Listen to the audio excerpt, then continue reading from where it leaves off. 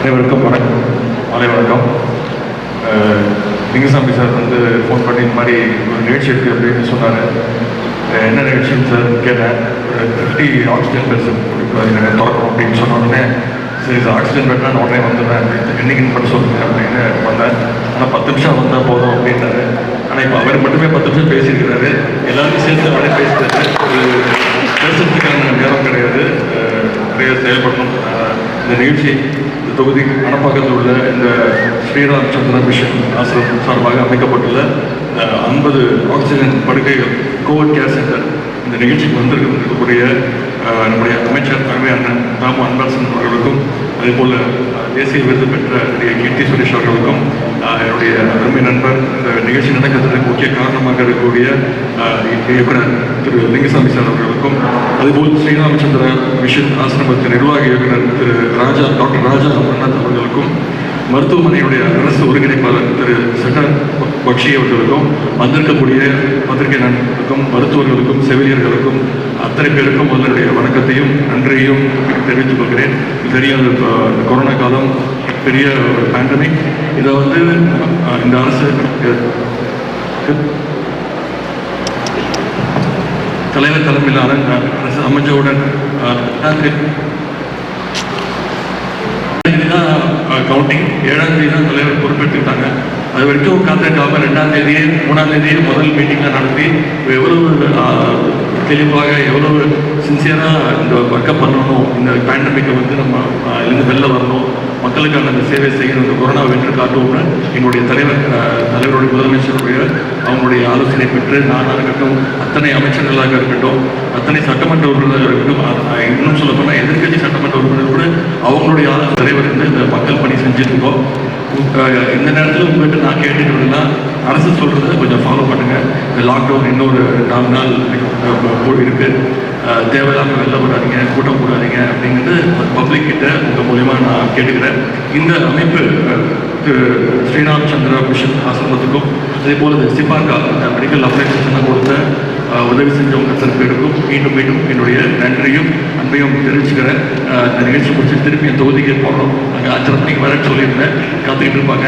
எனவே அடுத்த நம்முடைய அமைச்சர் அவர்கள் பேசுவாங்க. வந்திருந்தவங்க அத்தனை பேருக்கும் மீண்டும் மீண்டும் என்னுடைய நன்றியை தெரிவிச்சுக்கிறேன். கோவிட் சென்டர் மருத்துவ மையத்தை திறந்து வைத்து வாழ்த்துறை வழங்கியிருக்கிற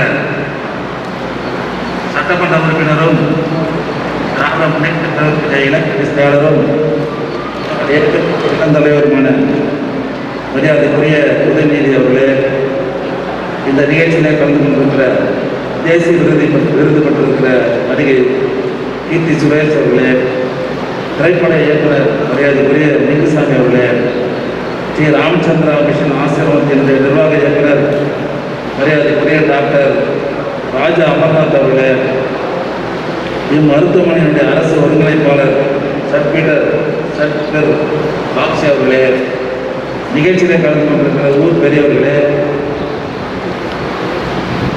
பத்திரிகை தொலைக்காட்சி நண்பர்களே, நிகழ்ச்சியிலே கலந்து கொண்டிருக்கிற மருத்துவர்களே, செவிலியர்களே, உங்கள் அனைவருக்கும் என்னுடைய அன்பான வணக்கத்தை நான் முதலில் தெரிவித்துக் கொள்கிறேன். சார்பில் 50 படுக்கை கொண்ட கோவிட் நோயாளிகளுக்காக ஏற்படுத்தப்பட்டிருக்கிற இந்த மருத்துவமனையை நம்முடைய பகுதியில் திறந்து வைத்ததற்காக இந்த ஆசிரமத்தினுடைய ஒட்டுமொத்த நிர்வாகிகளையும் சட்டமன்ற உறுப்பினர் என்ற முறையில் என்னுடைய வாழ்த்துக்களை நன்றியை இந்த நேரத்தில் நான் தெரிவித்துக் கொள்கிறேன்.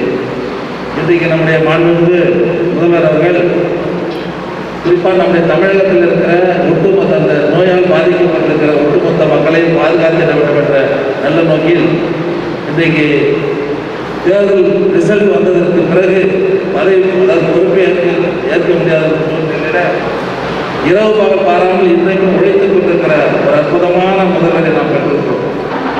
24 மணி நேரத்தில் 20 மணி நேரம் உழைக்கக்கூடிய ஒரு ஆற்றல் பெற்ற முதல்வர் இன்றைக்கு இந்த தொற்று நோயிலிருந்து பொதுமக்களை பாதுகாத்திட வேண்டும் என்பதற்காக இன்றைக்கு நாடு முழுவதும் இருக்கிற அரசு இயந்திரங்களை எல்லாம் முடுக்கிவிட்டு மிகச்சிறப்பான முறையில் பணியாற்றுகிற அரசு தான் திராவிட முன்னேற்ற கழகம் என்பதை யாரும் மறுக்க முடியாது. இன்றைக்கு நம்முடைய உரையாளர்கள் அவருக்கு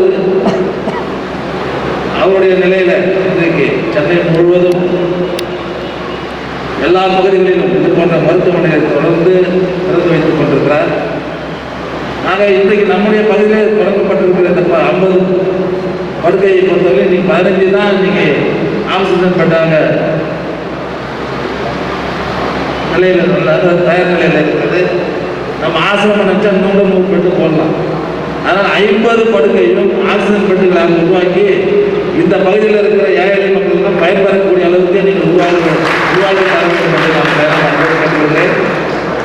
நாங்கள் எங்களை பொறுத்தவரையிலும் இந்த அரசை பொறுத்தவரையிலும் எந்த அளவுக்கு உதவி செய்திட வேண்டுமோ அந்த உதவிகளை செய்து தருவதற்கு நாங்களும் தயாராக இருக்கிறோம் என்பதை மட்டும் தெரிவித்துக்கொண்டு என்றைக்கும் இந்த ஆசிரமத்திற்கு நாங்கள் உறுதியாக இருப்போம் என்று சொல்லி அந்த பகுதியில் இருக்கிற ஏழை மக்களை பாதுகாக்கிற அளவுக்கு இந்த படுக்கைகளை உருவாக்கி இருக்கிற நிர்வாகத்துக்கு மீண்டும் எனக்கு நன்றியை சொல்லி விடைபெறுகிறேன். நன்றி வணக்கம். எல்லா பெரியவங்க எல்லாருக்கும் வணக்கம்.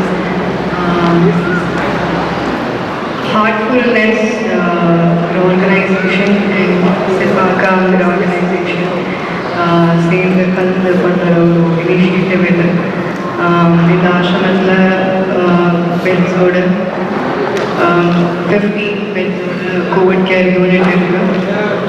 அண்ட் தவிர இது 400 பெட்ஸ் வரைக்கும் இன்க்ரீஸ் பண்ணுறதுக்கு பிளான் பண்ணிருக்காங்கன்னு நினைக்கிறேன். டாக்டர் சொன்னாங்க. இது ரொம்ப ரொம்ப ஒரு நல்ல விஷயம். 2 ஆர்கனைசேஷன்ஸும் வாழ்த்துக்கள். இந்த இவெண்ட்டில் என்னால் கலந்துக்க முடிஞ்சது ரொம்ப ரொம்ப சந்தோஷம். Thank you so much. என் பேர் டாக்டர் பிரதீஷ், ஜென்ரல் மெடிசன். இப்போ நாங்கள் சிப்பாக்கா டீம் வந்து இங்கே 50 பெட்ஸ் ஆரம்பிக்கிறோம். ஏசிம்டமேட்டிக் மைல்ட் கேசஸ் ரிசீவ் பண்ணுவோம். கோவிட் பேஷண்ட்ஸுக்காக ஒரு சேவை மாதிரி இங்கே ஆரம்பிக்கிறோம். இப்போ இங்கே வந்து ஒரு 10 bed along with oxygen support அப்படியும் இருக்குது. ஸோ பேஷண்ட்ஸ் வெளியில் பெட் இல்லாமல் கஷ்டப்படுறது நல்லா இது ஒரு சேவையாக இங்கே ஆரம்பித்து பெட்டு கிடைக்காத மக்களுக்கு இங்கே ஹெல்ப் பண்ணுறதுக்காக இதை ஆரம்பிக்கிறோம். ஸோ ஆக்சிஜனும் நம்மளுக்கு ஓரளவுக்கு இங்கே அரேஞ்ச் பண்ணியிருக்கிறோம். So mild to moderate cases வரைக்கும் இங்கே ரிசீவ் பண்ணி நம்ம ட்ரீட் பண்ணலாம். எல்லாரும் அந்த வாய்ப்பை பயன்படுத்திக்க சொல்லி கேட்டுக்கிறோம். அட்வர்டைஸ்மெண்ட் கொடுத்துருவோம். இனி பேஷண்ட்ஸ் வர ஆரம்பிச்சிட்டாங்கன்னா நாங்கள் அட்மிஷன் பண்ணி ஸ்டார்ட் பண்ணிவிடுவோம். டீம் எல்லாமே ரெடி, சரிங்களா? அட்மிஷன் க்ரைட்டீரியா இது எல்லாமே டிஸ்கஸ் பண்ணிவிடுவோம். ஸோ நாளையிலேருந்து பேஷண்ட்ஸ் வராங்கன்னா நாங்கள் ரிசீவ் பண்ணி ட்ரீட் பண்ணுறதுக்கு ரெடியாக இருக்கிறோம். பேஷண்ட்ஸ் இங்கே ஃபோன் பண்ணியும் கேட்டுட்டு வரலாம், டைரெக்டாகவும் வந்து பார்க்கலாம் இங்கே, சரிங்களா? இங்கே வராங்க அப்படின்னா அதை ரிசீவ் பண்ணுறதுக்கு டாக்டர்ஸ் ஒரு டீம் இருப்பாங்க, டாக்டர்ஸ் அண்ட் ஸ்டாஃப் நர்சஸ் இருப்பாங்க. அவங்க பார்த்துட்டு இங்கே மேனேஜ் பண்ண முடியும் அப்படின்ற அளவில் இங்கே கண்டிப்பாக எடுத்து ட்ரீட் பண்ணுவோம். இஃப் இன்கேஸ் பேஷண்ட் சிக்காக இருக்கிறாங்க, அவங்களுக்கு ஒரு ப்ராப்பர் ஹாஸ்பிட்டல் ஃபெசிலிட்டி கேர் வேணும் அப்படின்னால் அப்போ கிளியராக அவங்களுக்கு எக்ஸ்பிளைன் பண்ணி நீங்கள் அந்த மாதிரி ஒரு ஃபெசிலிட்டிஸ் இருக்கிற ஒரு நல்ல ஹாஸ்பிட்டலில் போய் சேரணும் அப்படின்னு சொல்லிடுவாங்க, சரிங்களா? இது இருக்குது, ஆக்சிஜன் சிலிண்டர்ஸ் இருக்குது, ஆக்சிஜன் கான்சன்ட்ரேட்டர்ஸ் இருக்குது, சரிங்களா? ஸோ ஆக்சிஜன் கான்சன்ட்ரேட்டர்ஸ் மூலிமா 5 to 10 liters வரைக்கும் ஆக்சிஜன் கொடுக்கலாம். பட் பியாண்ட் தட் ஆக்சிஜன் அதிகமாக தேவைப்படுது அப்படின்ற பட்சத்தில் நம்ம ஒரு ப்ராப்பர் ஹாஸ்பிட்டலில் வச்சு ட்ரீட் பண்ணுறது தான் கரெக்டாக இருக்கும். அந்த கோவிட் பேஷண்ட் அட்டெண்டர்ஸ் அலோவ் பண்ண மாட்டோம் சார். சரிங்க, டாக்டர்ஸ் ஒரு ஷிஃப்ட்டுக்கு 2 பேர் இருப்பாங்க, சரிங்களா? அது இல்லாமல் நான் கன்சல்டன்ட், நாங்கள் ரவுண்ட்ஸ் வந்து பார்ப்போம். 50 பெட் இருக்குதுங்க சார். 50 பெட்டுக்கு ஆக்சிஜன் இல்லை, 10 பெட்டுக்கு ஆக்சிஜன் ரெடி பண்ணி வச்சுருக்கிறோம்.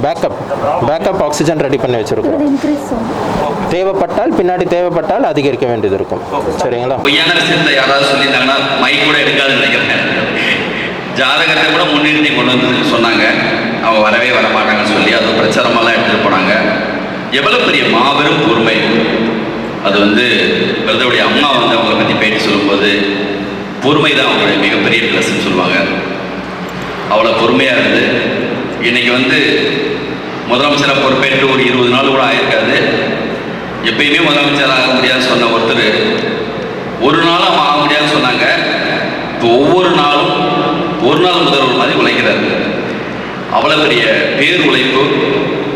நம்மளை இப்போ ஆள்பவர்கள் மிக சரியானவர்களாக இருக்கிறார்கள். இலக்கியம் படித்த, கவிதையை நேசிக்கிற, மற்றொரு உணர்வை மதிக்கிற ஒரு இந்த முறை தான் வந்து மிக அற்புதமான ஒரு சுச்சுவேஷன் நம்மளுக்கு வந்து அமைஞ்சிருக்கு. ஒரு சில நேரங்களில் ஒரு சில போஸ்டர் பார்க்கும்போது தெரியும் இந்த படம் பெரிய ஹிட் ஆகும்.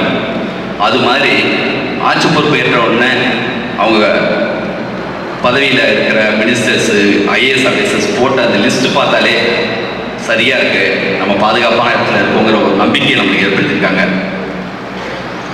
இணைந்து பணியாற்றணும்னு சொன்ன அந்த வார்த்தை, அவங்க வீட்டுக்கு போய் அம்மா கிட்ட ஆசீர்வாதம் அவங்க போகும்போது எதிர் வீட்டுக்கு போனது, இந்த சுச்சுவேஷனை வந்து நம்ம எல்லோரும் இணைந்து தான் இது வந்து நம்ம வந்து பணியாற்றி எல்லோரும் மக்கள் இயக்கமாக இதை மாற்றணும்னு சொன்ன அந்த வார்த்தை, அது எல்லாமே ரொம்ப அற்புதமான விஷயம். அதெல்லாம் தான் எங்களுடைய மாஸ்டரும் இன்னைக்கு இந்த மாதிரி ஆரம்பிச்சிருக்காங்க. எங்கள் மாஸ்டர் வந்து இப்போ இருக்கிற மாஸ்டர் பேர் தாஜின்னு நாங்கள் கூப்பிடுவோம். கமலேஷ் பட்டேல் அவங்க பேர். உதாரணத்துக்கு சொல்ல போனால் முதல்ல வந்து லாலாஜின்னு ஃபஸ்ட்டு பிகினிங், அதுக்கப்புறம் வந்து பாபுஜி, சாரிஜி மாஸ்டர் நம்ம வீட்டு பக்கத்துலேயே இருப்போம். இப்போ அவங்க வீடு காயத்ரி.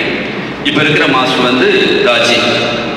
நம்ம இயக்கம் மூலமாக சொல்லணும்னு சொன்னால் பெரியார், அண்ணா, கலைஞர், அதுக்கு பிறகு ஸ்டாலின் அவங்க வந்த மாதிரி எங்கள் சிஸ்டத்துலேயும் இந்த பாரம்பரியத்தில் 4வது குரு இவங்க. 4வது குருவாக நாங்கள் ஏற்றிருக்கோம். ஒரு விவேகானந்தர் சொன்னாங்க ஒரு இடத்துல மெடிடேஷன் பற்றி பேசும்போது, பசியோடு இருக்க ஒருத்தர்களுக்கு மெடிடேஷன் பண்ணணும்னு சொன்னால் பண்ண முடியாது, அவங்களுக்கு உணவு தான் கடவுள். இப்போ இந்த காலகட்டத்தில் உண்மையான மெடிடேஷனுங்கிறது மருந்து, சேவை, சர்வீஸ். அதை புரிஞ்சுக்கிட்டு தான் மாஸ்டர் வந்து இந்த மெடிடேஷன் ஹாலில் கீழே வந்து ஒரு கோவிட் சென்டர் ஸ்டார்ட் பண்ணுங்க அப்படின்னு சொல்லியிருக்காங்க.